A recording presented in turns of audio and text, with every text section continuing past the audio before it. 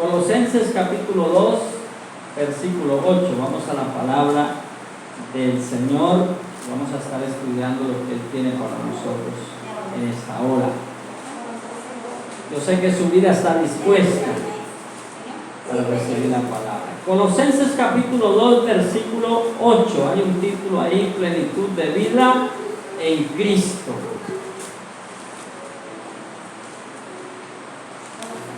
Colosenses 2, 8.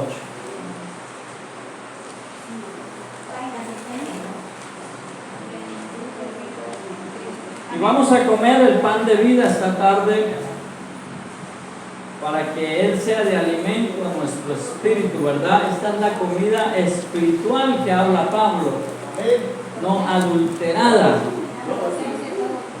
Colosenses 2, 8. ¿Lo tenemos? Amén. Amén. Vamos a leer los primeros 5 versículos. Dice la palabra: mirad que nadie os engañe por medio de filosofías y huecas sutilezas, según las tradiciones de los hombres, conforme a los rudimentos del mundo, y no según Cristo. Porque en Él habita corporalmente toda la plenitud de la deidad, y vosotros estáis completos en Él, que es la cabeza de todo principado y potestad. En Él también fuisteis circuncidados con circuncisión no hecha a mano, al echar de vosotros el cuerpo pecaminoso carnal en la circuncisión de Cristo, sepultados con Él en el bautismo, en Él, cual fuisteis también resucitados con Él mediante la fe en el poder de Dios que le levantó de los muertos. Dejémoslo hasta ahí. Amén. Diga conmigo: Señor, en esta tarde, que tu palabra sea comida para mi espíritu y me muestre el camino para conocerte más. Amén y amén. El aplauso. Plenitud de vida en Cristo, ¿verdad? En Cristo, Cristo es todo, mis amados. Cristo es todo lo que el hombre que necesita. Hay gente que dice: si yo consiguiera 2, 3 trabajos y tuviera más ingresos, fuera más feliz. ¿Sí o no? Si yo tuviera tal cosa, fuera más feliz. Pero mis amados, no se trata de cosas. Nuestra felicidad no se trata de cosas. Se trata de Él. Se trata de Cristo. Se trata de aquel que dio todo por la humanidad, por usted y por mí. Se trata de Él. Y aquí habla el versículo 8, dice: mirad que nadie que os engañe por medio de filosofías y huecas sutilezas, según las tradiciones de los hombres, conforme a los rudimentos del mundo, y no según ¿quién? Cristo. Hay que tener cuidado de que nadie nos engañe con filosofías o huecas sutilezas. En este tiempo hay muchas, sobran, habidas por haber. Hace un tiempo, cuando empezamos el ministerio, estábamos en Horizonte, había un letrero ahí de un señor que decía: yo soy Cristo. Y él decía: yo soy Cristo. Y atendían a la gente con videos y él decía: ya todo pagó, ya usted puede hacer y deshacer, que ya todo está pago. ¿Son qué? Filosofías y huecas sutilezas. Las palabras de: hagan lo que ustedes quieran. Él decía que él era Cristo. Luego ese señor murió, era estadounidense, o era un latino nacional, con residencia en Estados Unidos. Luego murió y apareció una señora también. No sé, por aquí en estos lados yo no vi eso, por aquí este sector es más amplio. El Nuevo Horizonte, lo vi otra vez. Una pancarta, una mujer: Cristo es una mujer, decía. Y la gente asistía, ¿verdad? Entonces vemos que en estos tiempos hay muchos que engañadores.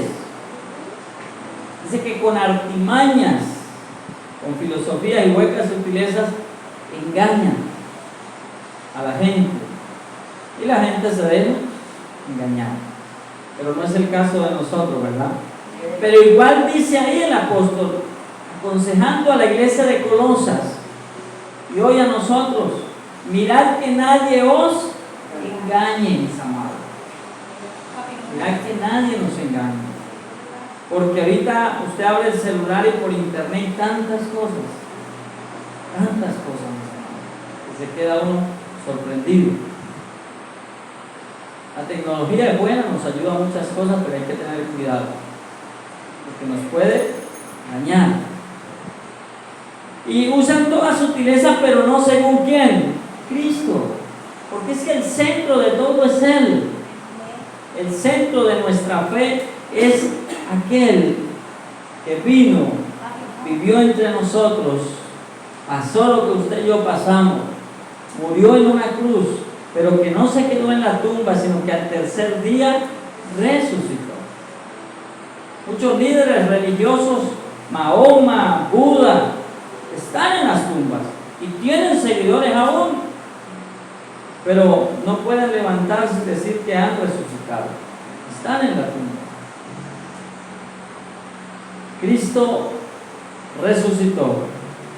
Y no solamente resucitó, sino que ascendió y luego se impartió en todo aquel que en Él cree. O sea, en usted y en mí. Tremendo, ¿verdad? Verso 9 dice, porque en Él habita corporalmente toda la plenitud de la deidad. Porque en Él habita, Cristo lo es todo, mis hermanos. Por eso Él dijo, el que me ha visto a mí, ha visto a Dios. Tremendo, hermano. Eso es un misterio. Y no es una doctrina, ¿verdad? El que me ha visto a mí, ha visto al que me envió. Eso no le cabía en la cabeza a los escribas y fariseos. Y aún en este tiempo, a muchos no les cabe en la cabeza esta revelación que se entiende o se discierne por el Espíritu. Las cosas que son del Espíritu de Dios, dice en Corintios, dice, las cosas que son del Espíritu de Dios se disciernen espiritualmente. ¿Por qué? Porque si no son locura. Al que no conoce al Señor, todo esto le parece locura. Mis amados, Cristo no es todo, porque en Él habita corporalmente toda la plenitud de la deidad. En Él está todo. Y van a haber cosas que usted y yo le vamos a preguntar, que no las vamos a entender. Por eso dice por allá en el Antiguo Testamento un texto, dice que las cosas reveladas nos pertenecen a nosotros y las no reveladas les pertenecen a Dios. No todo se nos fue revelado. ¿Usted sabía eso? No todo, porque Dios es amplio. Si usted se para y mira en la noche el espacio, usted dice, uy, gigantes, las estrellas chiquiticas y son más grandes que el planeta Tierra. Si una sola cayera, destruiría la Tierra. Pues déjame decirle, si el espacio que alberga todas esas estrellas es grande, imagínese usted cómo era Dios. ¿Será que la mente finita de nosotros lo puede entender? Difícil.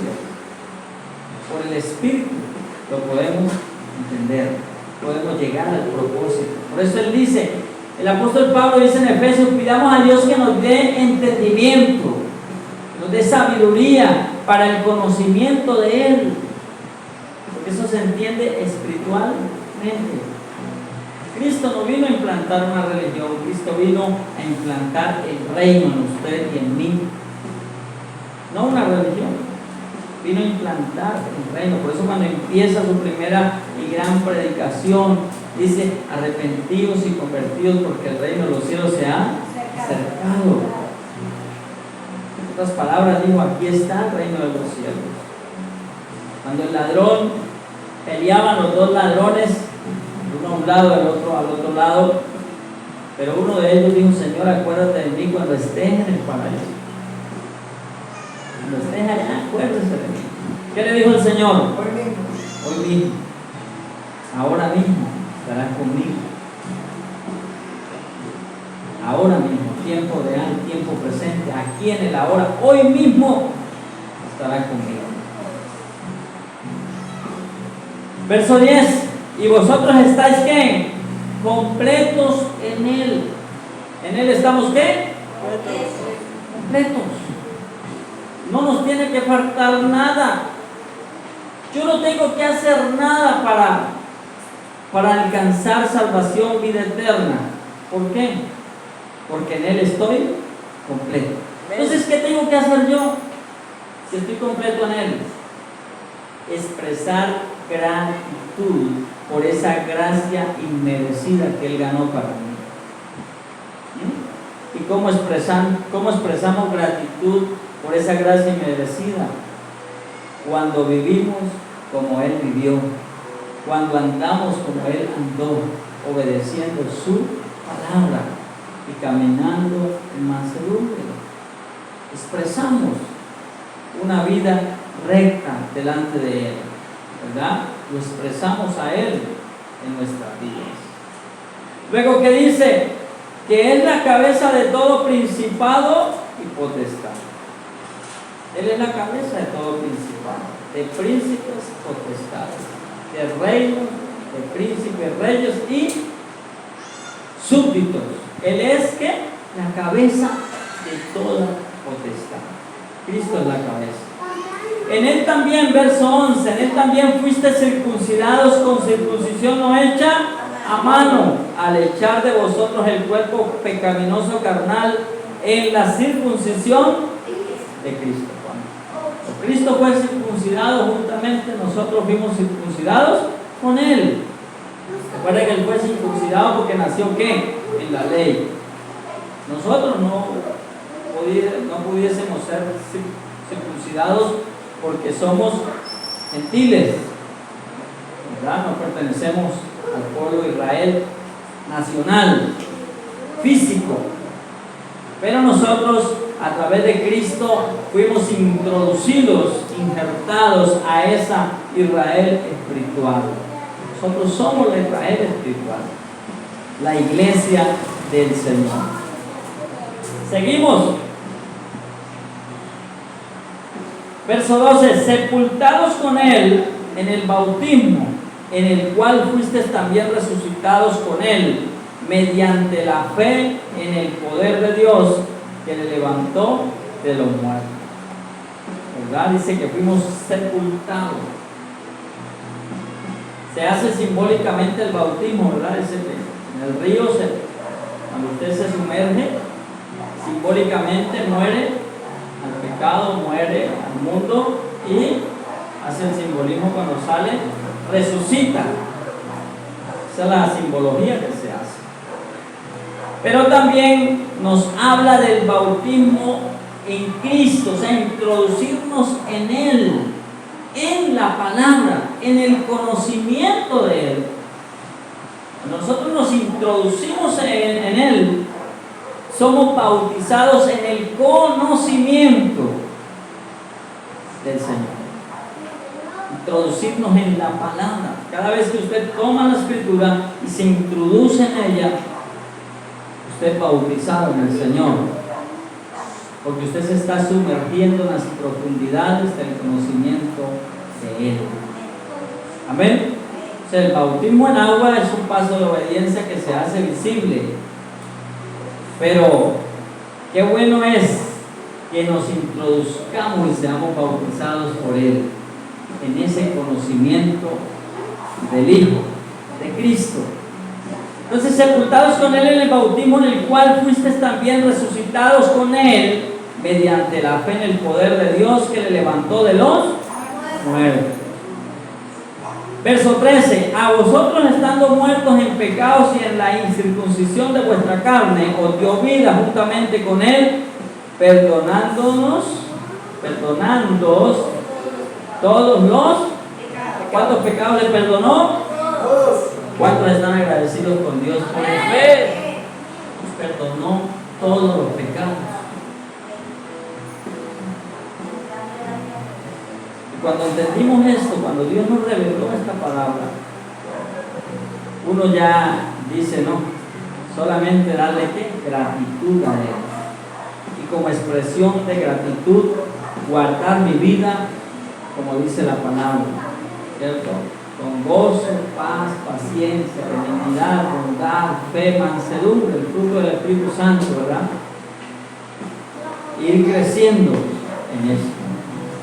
Creciendo en esto, que mi yo vaya ¿qué? Muriendo para que Él crezca en mí.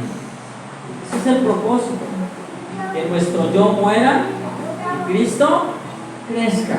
Pero ¿cómo crece el Señor en nosotros? Cuando nosotros nos profundizamos en el conocimiento de Él, de la palabra, porque leíamos que Él es el todo, ¿verdad? Que en Él habita toda la deidad.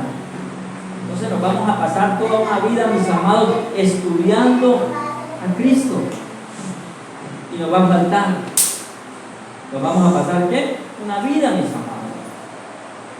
Verso 14, anulando el acta de los decretos que había contra nosotros, que nos era contraria, quitándola del medio y clavándola ¿dónde? En la cruz.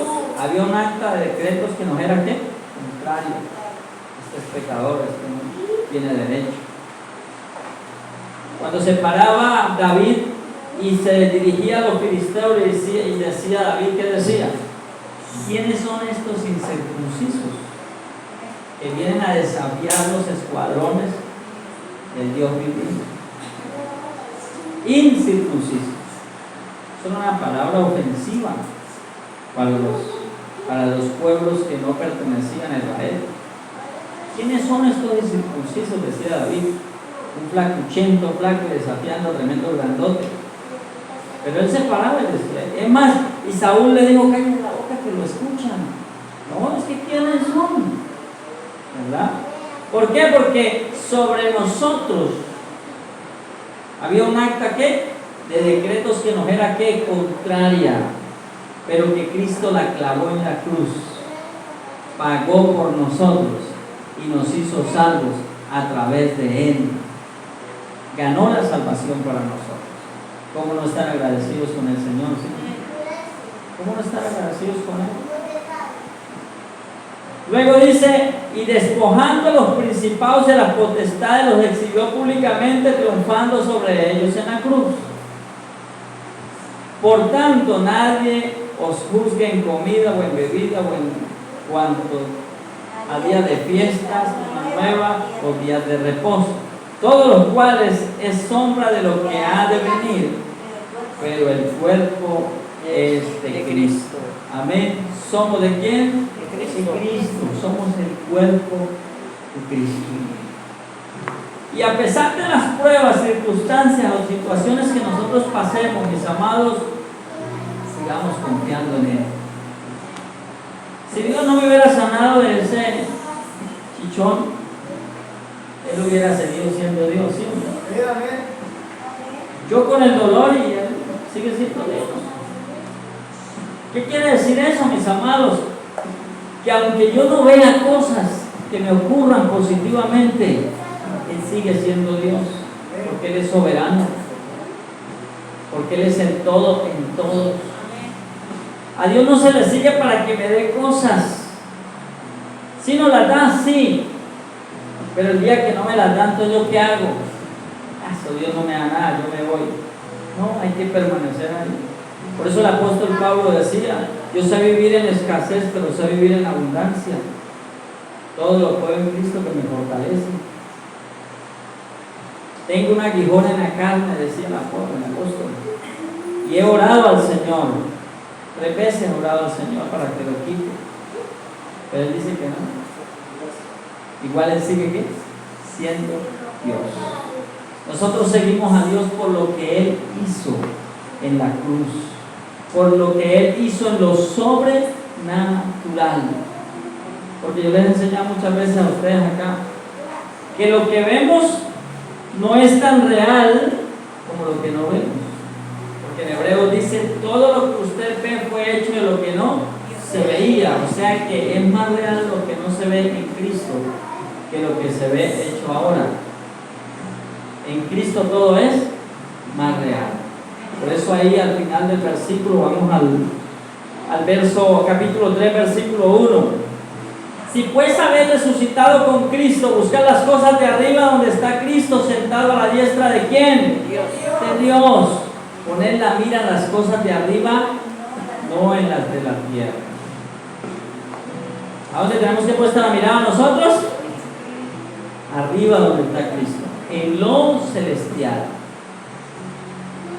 Pero sin dejar de hacer lo que nos compete o nos corresponde aquí en lo natural. No, es que ya no voy a volver a trabajar porque voy a poner la mira en las cosas de arriba. No es eso, no es ir a los extremos. No es ir a los extremos, sino hacer lo que me corresponde en esta vida sin dejar de hacer lo más importante, que es lo celestial. Aprender y conocer de Cristo. Porque el día que nos vayamos de esta vida, mis amados, este cuerpo va a perecer, ¿verdad? Pero lo que yo haya aprendido de Cristo, lo que yo haya aprendido del Señor, eso va a ir conmigo.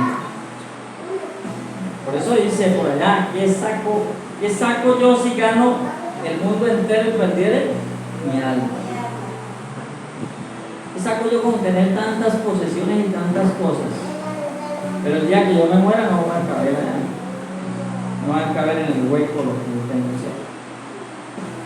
Pero eso no quiere decir que no tenemos que anhelar vivir bien en nuestra vida. Somos reyes y sacerdotes. Sino que nosotros trabajamos lo que Dios nos dé, lo disfrutamos sin olvidarnos de que tenemos algo mejor, que es en Cristo. Él es nuestro Dios proveedor por excelencia. Y en esta tarde yo no sé por lo que tú estés pasando, le estés pidiendo al Señor, déjame decirle, Él te lo quiere dar. Amén.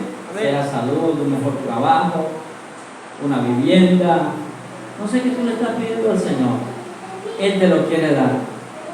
Él te lo quiere colocar en tus manos para que lo administres. Recuerde, nosotros somos administradores de todo lo que Dios nos da. Pero que cuando Dios coloque esto en nuestras manos, no nos olvidemos de que en este mundo o por este mundo somos ¿qué? Pasajeros y advenedizos. Somos peregrinos, dice en otra parte. Estemos aquí, pero hay una realidad mayor que es en Cristo. Mientras nos vamos con Él para allá, disfrutamos lo que Él nos da acá y lo administramos bien a su servicio, porque todo es de Él, por Él y para Él. Y todo lo que Dios nos da, mis amados, es para el propósito. Y yo lo entendí. Cuando nos casamos con mi esposa, a los 6 meses Dios nos regaló este lote.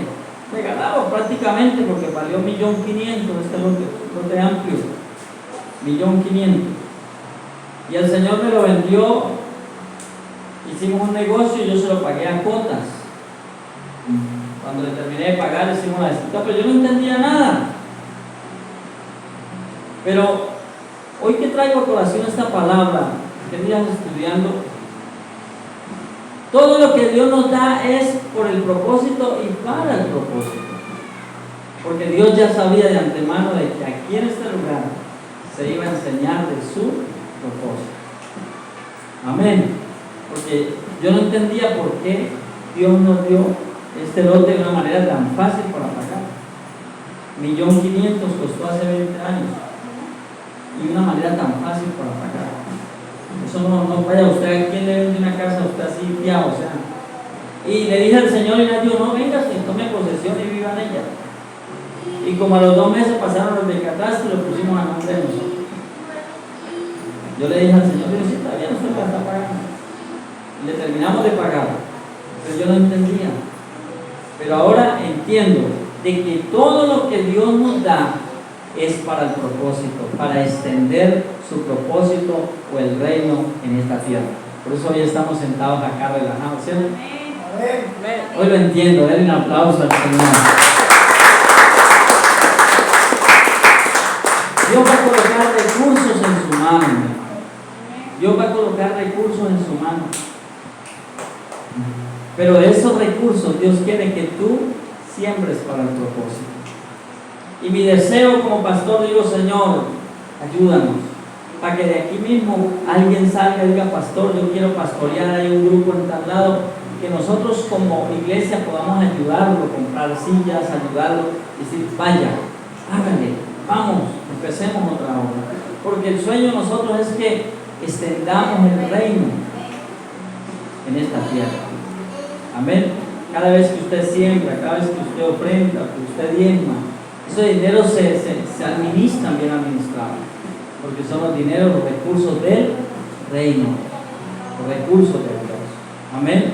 Y aún yo mismo siembro para extender el reino de los cielos.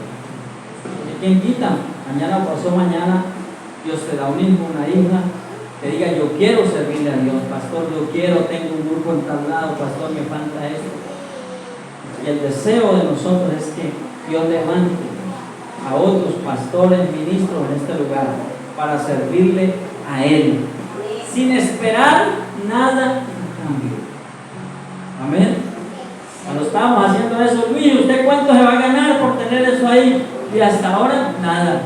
¿Y por qué lo está haciendo? Porque hace 15 años Dios me dio un hijo que iba a quedar especial y Dios me lo sanó. Dios me dio una esposa, Dios me dio un hogar, Dios me dio una casa, tantas cosas que Él me ha dado.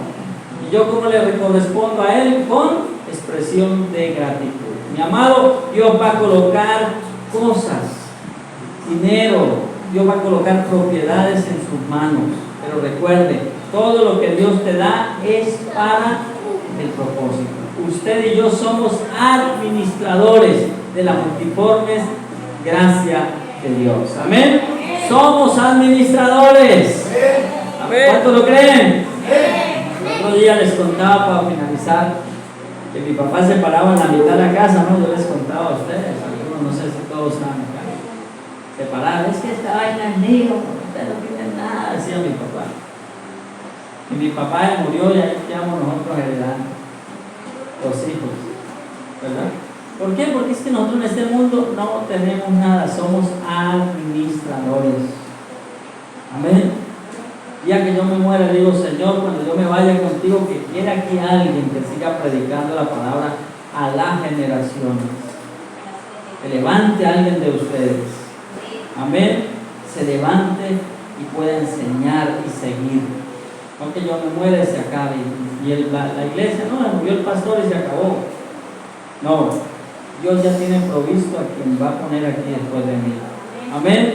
Porque este lugar es de Él, para extender y entrenar en el reino de los cielos. Póngase de pie, démosle gracias al Señor.